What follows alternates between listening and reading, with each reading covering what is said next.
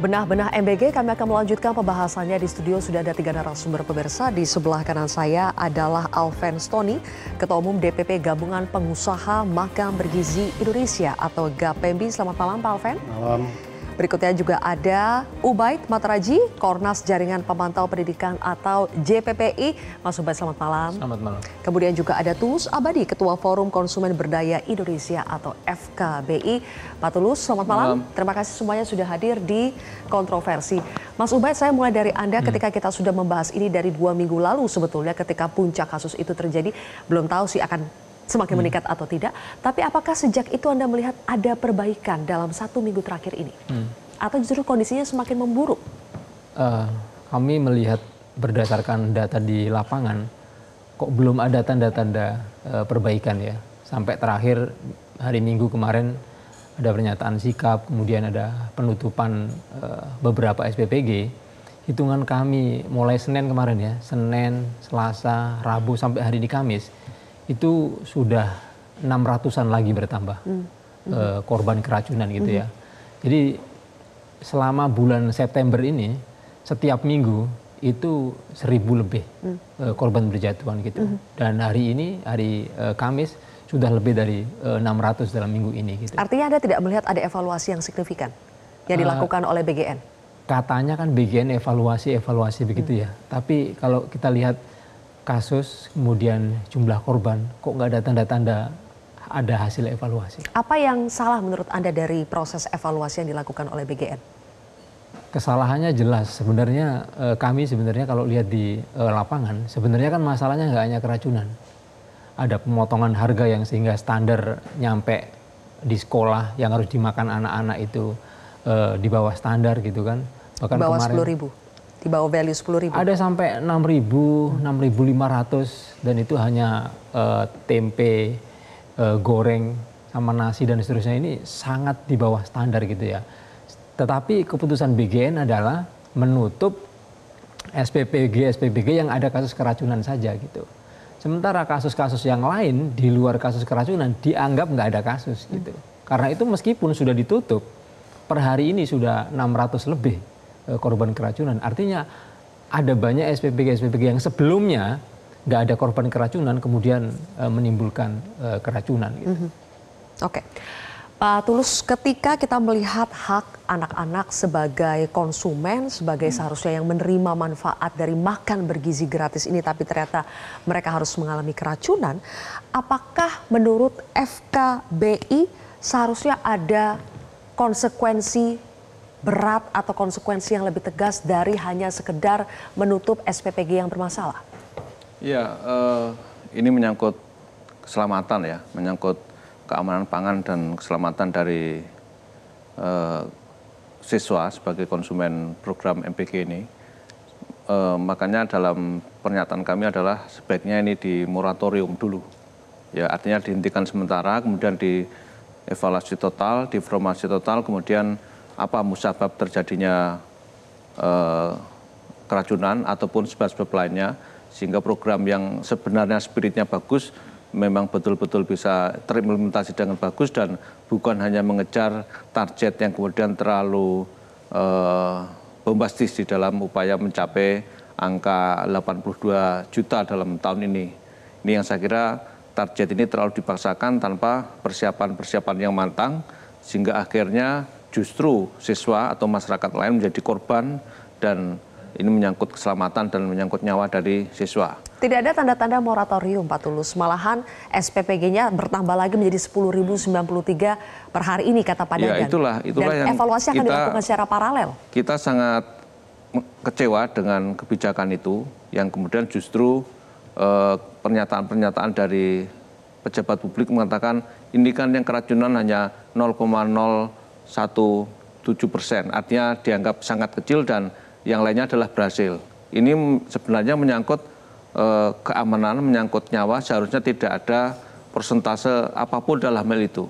Ya, apalagi dengan jumlah yang sekalipun 0,0% itu kan hampir mencapai 7.000 siswa yang telah keracunan dan kemudian angkanya terus bertambah. Nah, ini saya kira dengan desakan formulasi moratorium, bahkan ada yang mengatakan dihentikan, itu kan artinya ada momen untuk perbaikan secara menyeluruh dan kemudian program ini bisa berjalan dengan baik. Jadi menurut FKBI tidak bisa perbaikan itu dilakukan secara paralel? Harus dihentikan dulu untuk sementara? Artinya kalau tidak di moratorium dulu ya perbaikannya di pinggir-pinggir saja. Pinggir-pinggir saja? Ya, sehingga potensi untuk terjadinya satu keracunan ataupun yang lainnya termasuk pengurangan jumlah anggaran dan lain sebagainya, itu akan terjadi. Karena sampai sekarang ini kan perpresnya belum jadi. Artinya program ini berjalan tanpa regulasi, tanpa payung regulasi yang jelas. Perpresnya sedang digodok. Masa program yang nasional dengan sekian ribu siswa, sekian ribu SPBG, dan sekian ratus triliun, tapi kok belum ada payung hukum yang jelas. Itu juga jadi pertanyaan ya, kenapa sudah bisa jalan padahal payung hukumnya belum jelas. Oke, sampai situ dulu Pak Alven. Sebelum kita bahas soal Anda setuju soal moratorium atau tidak, saya ingin mengonfirmasi dulu soal pemotongan harga yang katanya sering dialami oleh SPPG. Apakah benar, Pak?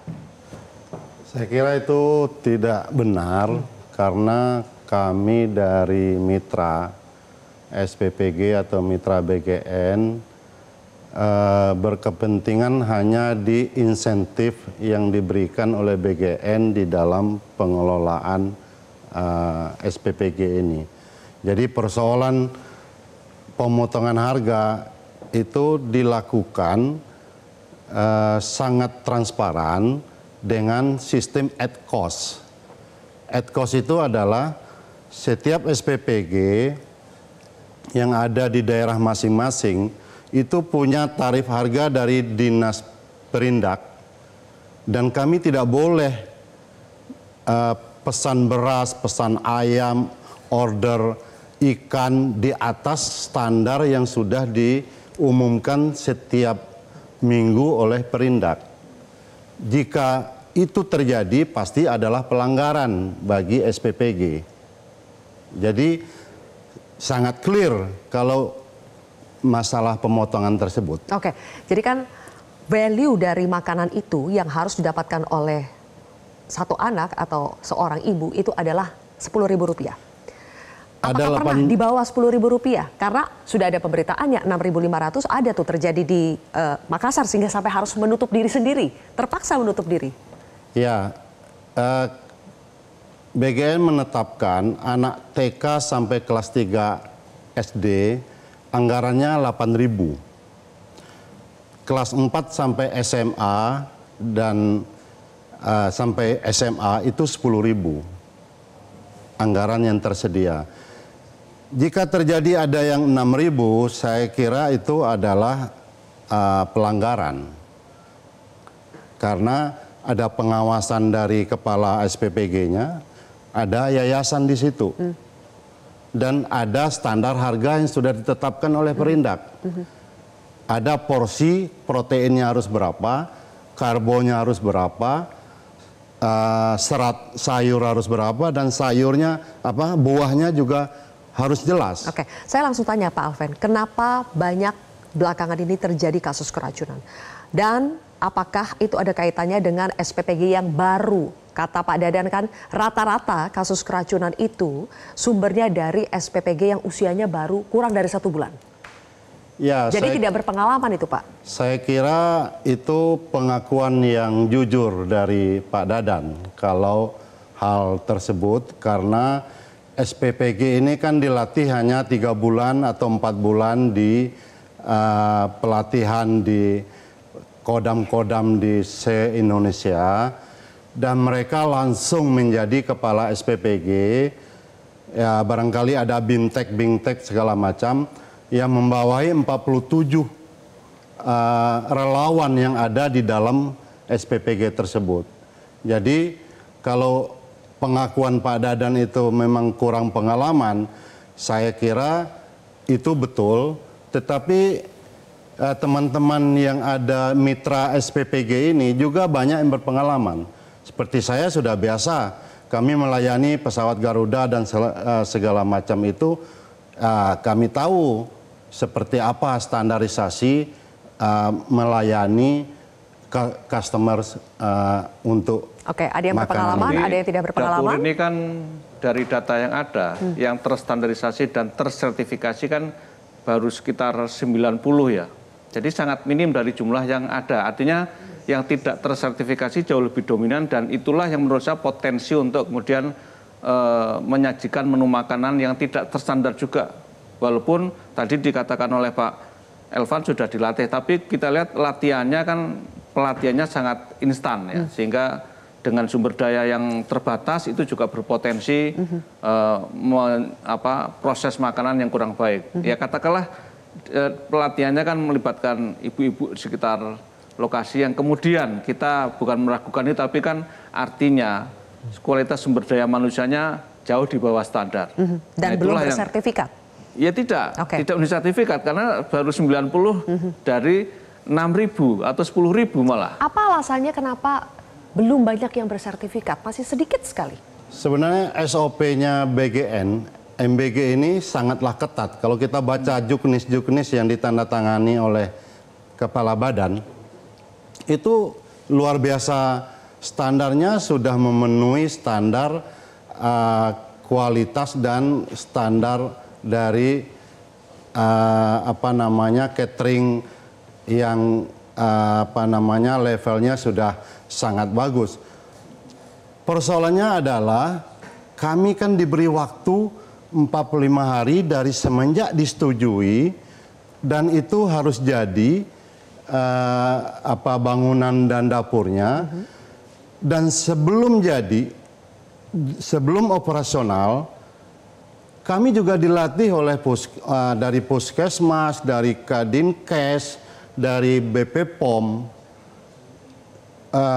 pelaksanaan persiapan tersebut. Kalau persoalan sertifikasi memang betul Pak Tulus, ada yang sudah mengurus, ada yang belum.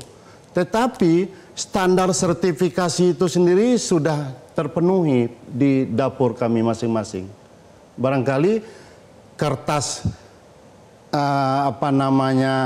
tinggal formalitasnya saja sertifikat maksudnya. kita itu belum sempat terurus dan ada yang sudah terurus seperti dari anggota kami langsung sudah punya sertifikasi Pak Tulus. Hanya belum ada dokumennya gitu maksudnya. Dokumen tapi belum ada, tetapi standarnya ibu-ibu tetangga di sekitar SPPG itu sudah dilatih oleh dari Dinkes dan BP POM. Jadi Anda tidak setuju kalau misalnya pada akhirnya banyak desakan untuk melakukan moratorium sementara program MBG? Saya kira saya nggak setuju karena apa? Tidak semua dapur ada kejadian yang sama. Kejadian itu adalah pelanggaran terhadap SOP yang ditetapkan oleh BGN. Kalau mereka tidak melanggar SOP, itu tidak terjadi keracunan itu. Oke. Intinya Anda sepakat bahwa ini sebagian kecil saja sebetulnya yang melanggar SOP ini? Ada sebagian yang melanggar atau yang khilaf, yang harusnya masak itu jam 1 atau jam 2 malam, tetapi mereka masaknya jam 8 malam. Tapi menurut Anda lebih banyak yang benar? Lebih banyak. Oke, Mas Ubaid, dengan alasan itu, apakah masih layak untuk mengatakan bahwa program MBG harus diteruskan? Karena banyak kok sebetulnya yang lebih benar, lebih mematuhi SOP. Katanya, nyatanya gimana? Nyatanya kan ya kalau versi data dari BPOM, kemudian data JBPI per 30 September, angkanya udah lebih dari 9.000 gitu ya. Jadi apa yang dikatakan SOP tadi itu hanya katanya, di lapangannya berantakan sekali gitu kan. Sehingga kami mempertanyakan ini program beneran apa programan main-main gitu ya. Jadi ini sangat terkesan ini bukan program pemerintah, kayak bagi-bagi proyek gitu loh. Anda setuju tidak Pak Alven? Saya nggak setuju, mungkin Pak Ubaid bisa saya undang di dapur saya bahwa kita tidak main-main, kita memakai standar yang diminta oleh BGN yang ada di Juknis, putrenya juga putre yang 304, ya kan? Ya kalau ada misalkan yang memakai standar di luar food grade semacam itu pelanggaran. Ya, Gitu. artinya yang dikatakan SOP kan kemudian di lapangan banyak dilanggar kan Pak. Yang dalam kasus food trade tadi kan menggunakan produk yang non food grade 201 dan tidak halal pula, ya kan? Itu temuan dari artinya FKBI atau apa tuh? pelatihan yang ada itu kan ya mungkin pelatihan asal-asalan saja yang kemudian belum mampu menjawab kebutuhan yang begitu cepat dan dinamis kan. Artinya kita tidak boleh menegasikan pentingnya sertifikasi dan standarisasi yang betul-betul qualified, ya. Ada standar halal, HACCP, ya, dan lain sebagainya. Meskipun dikatakan bahwa secara kriteria sebetulnya sudah memenuhi, hanya dokumen resminya saja yang belum nggak keluar. bisa. Tapi buktinya Pak, bahwa ada evaluasi dari instansi terkait seperti Putre itu. Sekarang sudah mau diberlakukan SNI wajib oleh perindustrian. Artinya mungkin bisa mengatasi persoalan yang Pak Tulus sampaikan tadi. SNI wajib itu berarti barangkali peluang memberdayakan industri lokal dan bisa terkoordinir dengan baik di mana industri-industri tersebut. Ya, kalau kemarin mungkin barangkali ada import yang tidak dianggap liar, ya itulah yang jadi problem. Tapi sekarang ada evaluasinya, Pak. Kami sudah pernah diundang untuk pemakaian SNI wajib dari perindustrian. Iya, tapi saya dengar kata evaluasi itu sejak Januari. Program ini jalan itu berkali-kali kami akan evaluasi. Tapi ini korbannya gimana? Jadi kata-kata evaluasi tidak mencerminkan ada perubahan. Selain di evaluasi lapangan. banyak juga usul-usulan soal solusi. Ada rapid test, ada guru yang bertugas untuk mengawasi dan bahkan katanya harus mencicipi. Sama satu lagi, sekarang Menteri Kesehatan juga mengatakan bagaimana kalau materi keamanan gizi dimasukkan juga menjadi kurikulum. Nanti kita akan bahas usai jeda pemirsa, tetap di Kontroversi.